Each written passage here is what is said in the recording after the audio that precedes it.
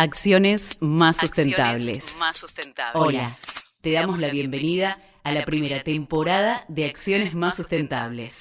Iremos conociendo experiencias sobre emprendedores sociales, pymes verdes, empresas B, empresas recuperadas y actores de la ciudadanía responsable, que se convirtieron en generadores de acciones para el buen vivir y la vida.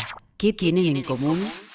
Habitan el planeta contribuyendo a la conservación de los ecosistemas, en la restauración de ambientes, disminuyendo la huella de carbono y transformando residuos en recursos. Te proponemos conocer otras formas de transitar y vivir en el planeta. Muchas ya empezamos. ¿Te prendés? ¿Cómo? Reducí tu consumo de agua. Promové la plantación de árboles nativos. Reducí, reutilizá y reciclá los residuos y convertílos en recursos. Ahorrá energía eléctrica en tu casa. Pensá tu proceso productivo con el menor impacto ambiental. Cambia el chip mental de la lógica mercantilista y onerosa por la asociatividad y la inclusión social. De todo eso hablamos en Acciones más sustentables. Comprale energía a tu vecino. Se empieza por casa. Tu vecino puede venderte energía eléctrica y sustentable. ¿Comprarle a un vecino electricidad con la misma tarifa que pago ahora? ¿Será que podría pagarle por semana o por quincena, según lo que tengo? ¿Cómo me daría luz? ¿Será energía solar? ¿Tendré luz siempre o se cortará cada tanto? Estoy segura que en este momento tenés muchísimas preguntas más que yo. Comencemos por el principio. En Argentina aún el proceso no es tan directo y literal. Pero de eso hablamos en un rato. Hace décadas que el sistema es simple y unidireccional. Se genera la energía, las compañías eléctricas la transmiten, la distribuyen a los consumidores y nosotros y nosotras la consumimos. Encendemos luces, ventiladores, calentamos el agua o prendemos el termoeléctrico para bañarnos. Y no nos preguntamos de dónde sale, o cómo llega, o quién decide el valor que después pago. Pero hace algunos años se empezó a cuestionar este modelo de generación de energía, su impacto ambiental, la desigualdad en el acceso a los servicios energéticos y el hecho de que la energía sea una mercancía, concentrada en pocas manos o en pocas empresas. Sino que pueda desconcentrarse y descentralizarse el poder energético, y allí algunas herramientas técnicas como la generación distribuida puede favorecer ese proceso. ¿Pero qué es la generación distribuida? Te la resumo. Es la energía que está generando ese vecino que apareció en el diario a través de un panel solar o un generador eléctrico.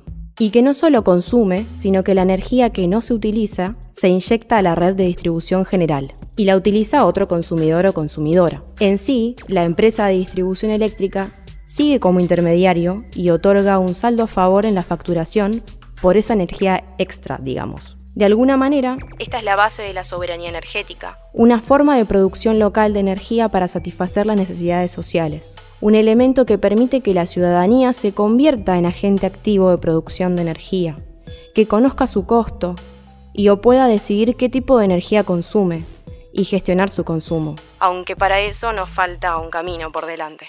Pero entonces, ¿implica un cambio?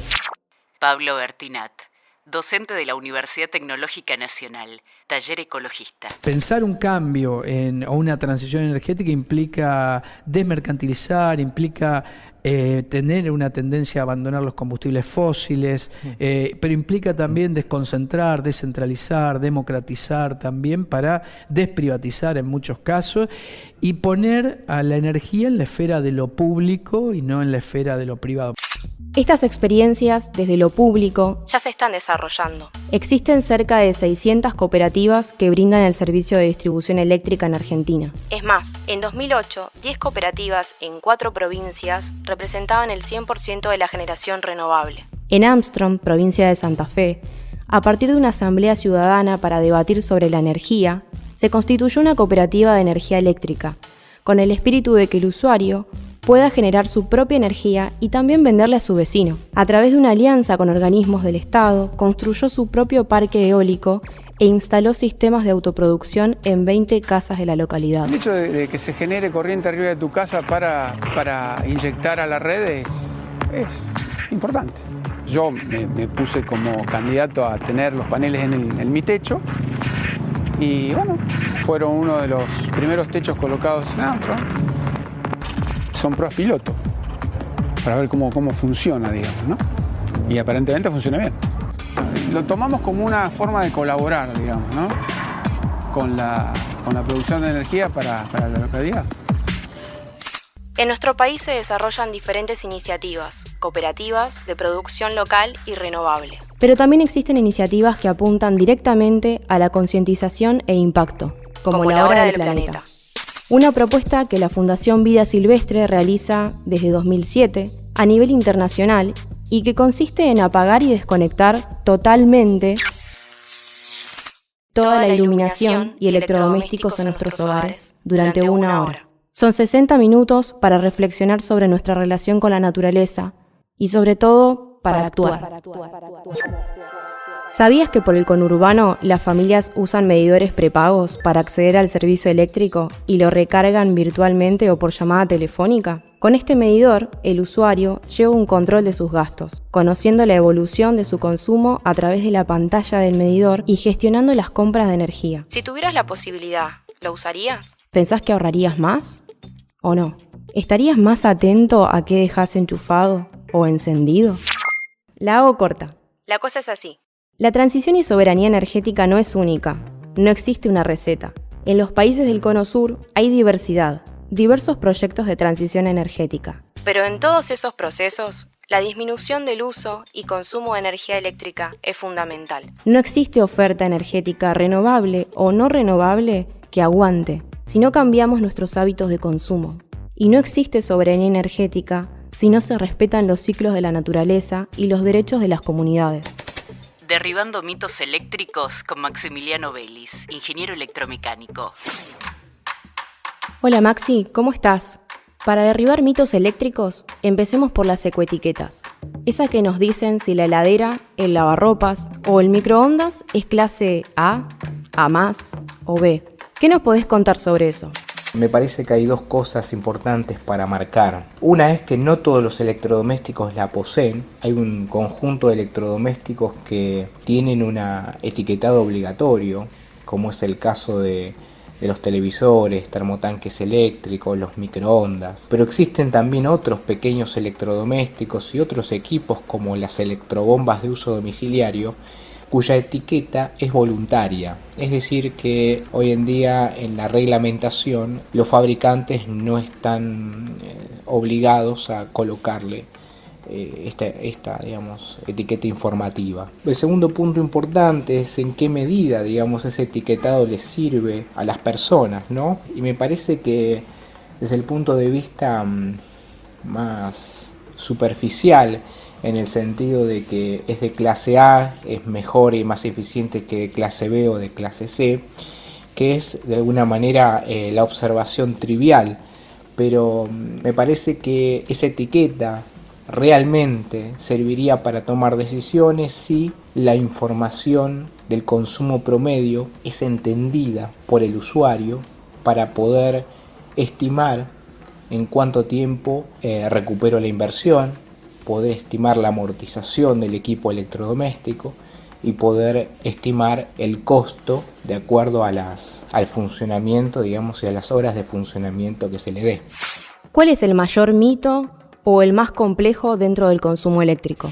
Uno de los mitos más complejos es el tema del consumo eléctrico del modo espera de los equipos electrodomésticos. Se piensa que esa lucecita, de la tele o cuando el microondas me está dando la hora, se piensa que es absolutamente despreciable ese consumo, y la realidad es que estudios demuestran que representa el modo espera entre el 7 y el 11% del consumo eléctrico de una vivienda, con lo cual esto de concientizar el tema de desenchufar directamente lo que no se esté utilizando, desenchufar la hora del microondas, termina siendo realmente una estrategia de ahorro interesante, ¿no? También se menciona muchas veces el tema de la iluminación y los mitos que hay con respecto a apagar la luz, ¿no? Y el tema es que la evolución de las lámparas fue cambiando a lo largo del tiempo. Hoy en día con las lámparas LED casi ni nos tenemos que preocupar si nos vamos de una habitación apagamos la luz y sin pensarlo demasiado. Pero en la época de las lámparas de bajo consumo, que en tecnología fueron antecedentes de las LED, es decir, las fluorescentes compactas, en ese momento había que determinar si volvía a la habitación, digamos, me iba de un lugar y si volvía, era factible o no apagarla, porque si volvía dentro de los 7 minutos, dentro de los 5 minutos, resulta que el proceso de encendido de la lámpara, primero, produce un desgaste, y segundo, el tema de los picos, el pico de consumo en ese instante, ¿no? En el transitorio de encendido, que es ver cuánto repercute eso. Entonces, la estrategia para las fluorescentes compactas era cuando si me iba a ir del lugar, pero volvía dentro de los 5 minutos, 7 minutos, no convenía apagarla. Cosa que con la tecnología LED cambió, ¿no? Y muchas veces también se menciona el tema de los lavarropas, el consumo eléctrico de lavarropas en esto de los cortos periodos de lavado.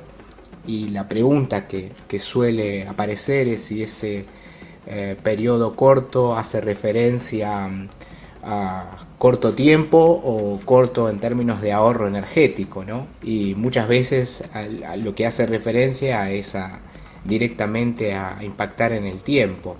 Y la clave ahí, digamos, en el tema del lavado de ropa es siempre que sea posible lavar con agua fría, ¿no? Y evitar todos los procesos de calentamiento. Y otro de los mitos también que suele aparecer es el tema de los artefactos de calefacción, por ejemplo, el tema del tamaño del artefacto, asociarlo con el consumo. Es decir, si yo tengo un caloventor, por ejemplo, las dimensiones son chiquitas, ocupa poco espacio, pero resulta que es uno de los elementos calefactores que más consumen, ¿no? Y de esa información se trata de difundir con artículos de diario, con información en la radio, de publicidad, digamos, y justamente tratar de concientizar, por lo menos decir, esto te consume 2 o 3 veces más que un aire acondicionado inverter, ¿no? Con toda esta info, ¿tenés ganas de activar? Decidamos democráticamente, consumamos de manera consciente, y si querés cambio verdadero, camina distinto. Y no lo digo yo, lo dijo Calle 13. Mírate en El nombre del litio, un documental que aborda la lucha de las comunidades originarias para evitar que los salares del norte de Argentina, donde se encuentra una de las mayores reservas de litio del mundo, se transformen en una zona de sacrificio en pos de reducir, sí, entre comillas, el calentamiento global. Es una producción de Calma Cine y Farm. Anímate y sumate a generar tus acciones sustentables. Las acciones del presente marcan el futuro del planeta. Hasta el próximo episodio de Acciones Más Sustentables. Producción general y conducción, Laura Cardoso. Asistencia a la producción, Maximiliano Vélez y Victoria Cuel. Editor artístico, Rodrigo Vadillo. Locución, Patricia Pons.